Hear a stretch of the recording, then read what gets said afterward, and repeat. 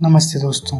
Film की शुरुआत में हमें एक इटालियन शिप दिखाया जाता है जो आर्कटिक ओशियन में अपने 600 पैसेंजर और 500 क्रू मेंबर के साथ अपनी डेस्टिनेशन न्यूयॉर्क के लिए जा रहा होता है और उस शिप का नाम एंटोनिया ग्राजा होता है। शाम का समय है और शिप पर एक फंक्शन चल रहा होता है। उस शिप पर एक सिंगर भी परफॉर्म कर रही होती है जिसका नाम फ्रांसिस्का होता है। उसी शिप पर हमें एक छोटी लड़की दिखाई जाती है जो कि सोलो ट्रैवल कर रही होती है और शिप पर वो अकेली सिंगल चाइल्ड है। शिप का कैप्टन उस लड़की को अकेला देखता है और उसके साथ डांस करने लगता है।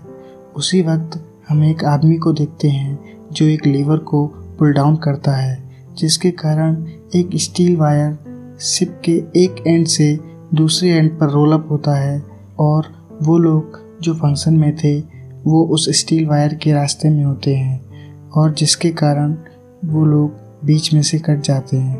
दोस्तों, उस हादसे में सारे लोग मर जाते हैं सिवाय एक छोटी लड़की के, क्योंकि उसका कद छोटा होने के कारण वो स्टील वायर उसके ऊपर से निकल जाता है।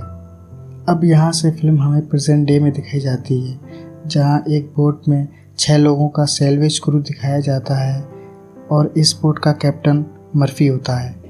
ये लोग आर्कटिक ओशियन में एक पुरानी शिप को अपनी बोट में बांधकर रेस्क्यू कर रहे होते हैं। दरअसल इन लोगों का बिजनेस पुरानी डूबी हुई या डैमेज शिप को रेस्क्यू कर उसका सौदा करने का होता है। अगले सीन में हमें ये लोग एक बार में दिखाई देते हैं जहां ये लोग अपनी लास्ट डील का पैसा आपस में बांट रहे होते हैं। तभी उनके पास जैक फरीमन नाम का एक लड़का आता है और कहता है कि मैं आर्कटिक वेदर के लिए हवाई पेट्रोलिंग करता हूँ और मैं पिछले महीने मैकेंजी की खाड़ी की तरफ था तो मैंने वहाँ एक शिप देखी और वो उन लोगों से शिप को रेस्क्यू करने की कहता है और जैक 20% की हिस्सेदारी के साथ ये सौदा कर लेता है और वो भी उसके साथ इस रेस्क्यू मिशन में शामिल हो जाता है।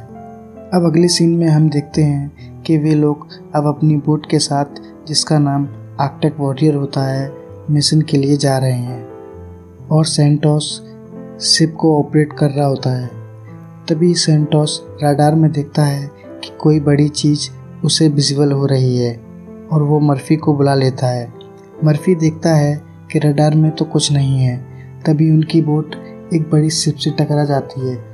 दोस्तों, ये वही शिप होती है जिसके लिए ये लोग यहाँ आए हुए होते हैं।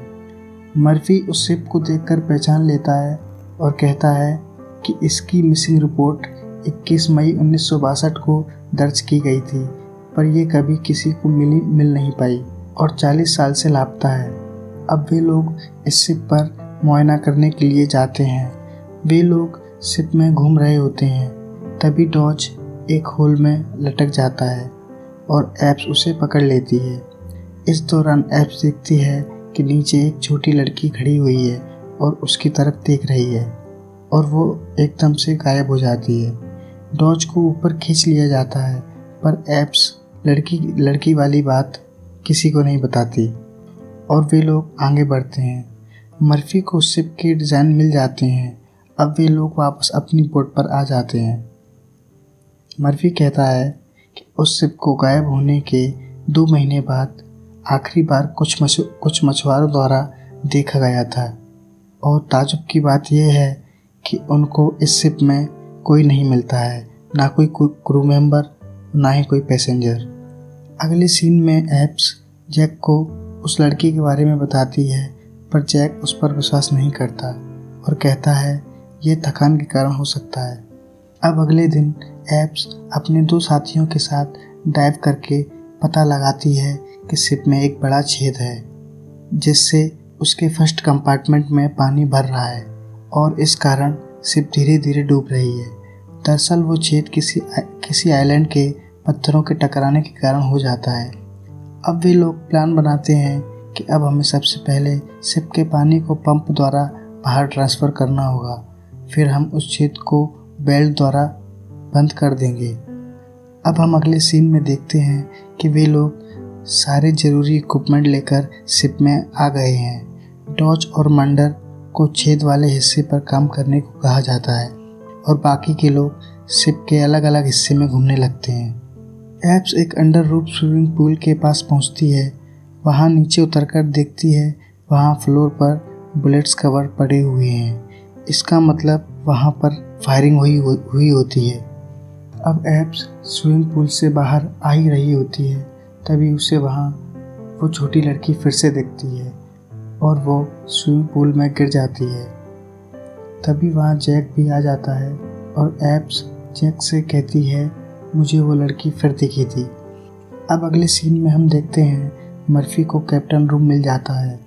वहाँ उसे एक विस्की की बोतल दिखती है जो 40 साल पुरानी नहीं लगती। अब हम अगले सीन में देखते हैं कि एप्स और जैक एक लॉन्ड्री रूम के पास पहुँच जाते हैं और उसे खोलते ही पानी में डूबी हुई कई सारी लाशें बाहर आ जाती हैं। एप्स कहती है ये लाशें लगभग 1 महीने पुरानी हैं। अब जैक और एप्स आगे बढ़ते हैं और देखते हैं कि एक बॉक्स के पास कुछ हलचल हो रही है और जैसे ही वह उस बॉक्स को खोलते हैं तो उस बॉक्स में कुछ चूहे निकलते हैं और देखते हैं कि वह बॉक्स सोने की ईंटों से भरा हुआ है। अब सारे लोग वहाँ इकट्ठे हो जाते हैं और बहुत खुश होते हैं। यहाँ मर्फी ये कहता है कि अंडर वाटर मरीन लॉ के हिसाब से जिसे पानी के अंदर जो चीज़ मिलती है वो उसी की हो जाती है और कहता है हम शिप को छोड़कर सोने को लेके जाएंगे और सब लोग इस बात पर एग्री हो जाते हैं। अब वे लोग सोना बोट में रखने की तैयारी कर रहे हैं। ग्रियर और सैंटोस बोट स्टार्ट करने के लिए बोट में जाते हैं। सैंटोस जो कि बोट इंजन के पास में है, वहाँ रखा प्रोपेन कैन का नोजल अपने आप खुल जाता है और ग्रियर जैसे ही इंजन स्टार्ट करता है वहाँ बड़ा धमाका हो जाता है जिससे सैंटोस चलकर मर जाता है और ग्रियर किसी तरह बच जाता है। यहाँ हम देखते हैं कि उनकी बोट अब पानी में डूब चुकी है। अब हम अगले सीन में देखते हैं कि एप्स पैसेंजर डायरेक्टरी में उस लड़की के बारे में पता करती है और उसे पता चलता है कि उस लड़की का नाम कैटी हार्वर्ड है और वो सोलो ट्रेवल कर रही थी। अब एप्स कैटी का नाम लेकर उसे शिप में ढूंढने लगती है और ढूंढते ढूंढते कैटी के रूम के पास पहुंच जाती है। रूम में रस्सी से लटकी हुई कैटी की सड़ी हुई लाश मिलती है जिसके गले में एक लॉकेट होता है जो कि कैटी का होता है। उस लॉकेट के अंदर कैटी के पेरेंट्स की फ़ोटो होती है। तभी वहाँ कैटी आ जाती है और कहती है कि मैं अपने पेरेंट्स के पास न्यूयॉर्क जा रही थी। अब यहाँ से अगला सीन ग्रियर के पास पहुँच जाता है जहाँ ग्रियर एक सेरेमनी हॉल में है और देखते ही देखते वो सेरेमनी हॉल फिर से वैसा हो जाता है जैसा 40 साल पहले था। वहाँ लोगों की भीड़ भी दिखने लगती है और वहाँ सिंगर फ्रांसिस्का भी होती है। अब सीन मर्फी के पास पहुँचता है जो कि कैप्टन रूम में बैठा है। तभी वहाँ कैप्टन का भूत आ जाता है और मर्फी को बताता है कि लॉरलिन नामक डूबते हुए जहाज़ से वो सोना एंटोनिया ग्राजा में लादा गया था। लॉरलिन जहाज़ में कोई नहीं बचा था सिवाय एक के और उसका फ़ोटो कैप्टन मर्फी को दे देता है जिसे देखकर मर्फी शॉक्ड हो जाता है। अब फिल्म का सीन ग्रियर के पास पहुंचता है जहां फ्रांसिस्का ग्रियर को अपनी खूबसूरती से सेड्यूस कर कहीं ले जा रही है और एक गहरे गड्ढे में उसे गिरा देती है जिसमें फैंस यानी कांटों वाली जाली पड़ी हुई है जिसमें गिरकर ग्रियर मर जाता है। अब सीन कैटी और एप्स के पास पहुंचता है जहां कैटी बताती है कि किसी ने उसको और सैकड़ों आत्माओं को शिप में कैद करके रखा हुआ है। अब अगले सीन में हम देखते हैं कि मर्फी भागता हुआ एप्स के पास जा रहा है लेकिन रास्ते में सैंटोस का भूत आ जाता है जो कि आग में जलकर मर चुका था और वो मर्फी से कहता है कि मेरी मौत तुम्हारी वजह से हुई है। तभी वहाँ पर एप्स आ जाती है पर मर्फी को एप्स की जगह सैंटोस का भूत दिखाई देता है और एप्स के हाथ की टॉर्च एक चाकू दिखाई देती है। अब मर्फी अपने बचाव के लिए एप्स पर हमला कर देता है। तभी वहाँ जैक भी आ जाता है और किसी चीज़ से मर्फी के सर पर मारकर उसे बेहोश कर देता है। अब वे लोग मर्फी को एक एक्वेरियम के अंदर बंद कर देते हैं और प्लान के मुताबिक शिप को ठीक करने के लिए लग जाते हैं।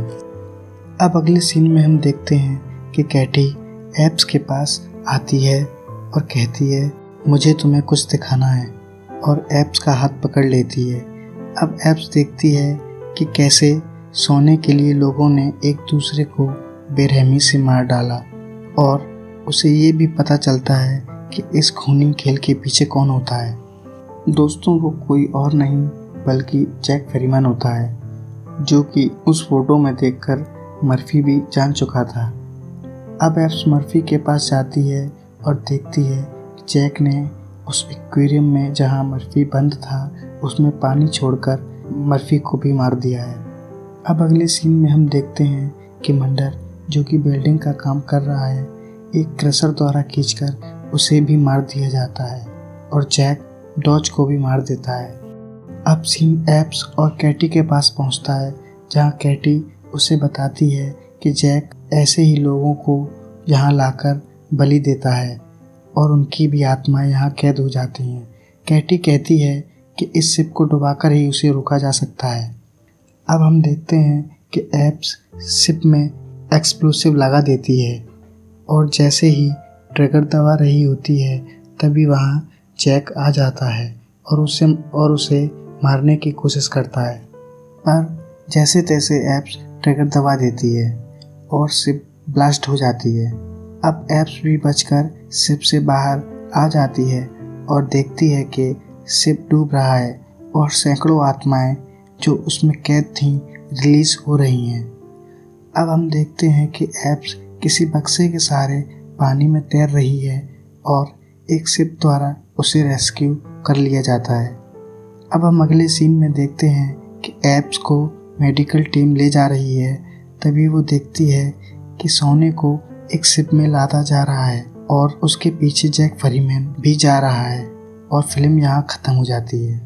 दोस्तों, इस फिल्म का एक्सपीरियंस और एक्सप्लेनेशन आपको कैसा लगा कमेंट सेक्शन में ज़रूर बताएं, और चैनल को सब्सक्राइब भी ज़रूर करें।